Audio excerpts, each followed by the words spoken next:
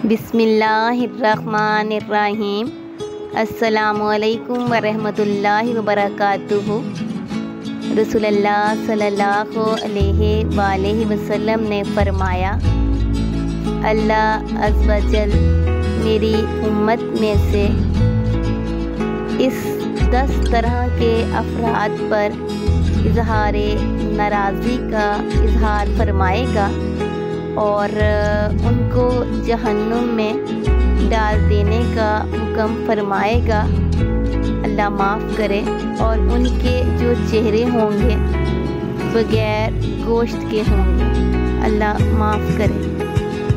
उनमें से एक बूढ़ा ज़ानी है, ज़ानी यानी ज़िना करने वाला।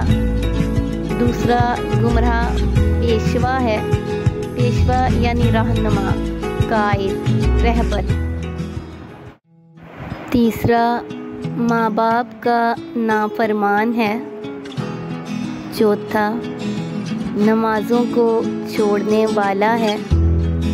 पाँचवा चुगल खोर है, यानी जो चुगली करता है। छठा ज़कात अदा ना करने वाला है। सातवां शराब का आदी है। आठवां झूठा गवाह है। नौवां जालिम है। और 10वां सूद खोर है।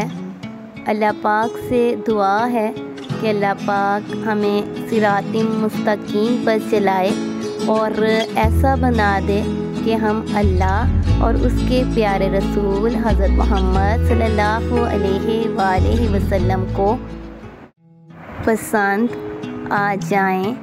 आमीन, अल्लाहुम्मा आमीन।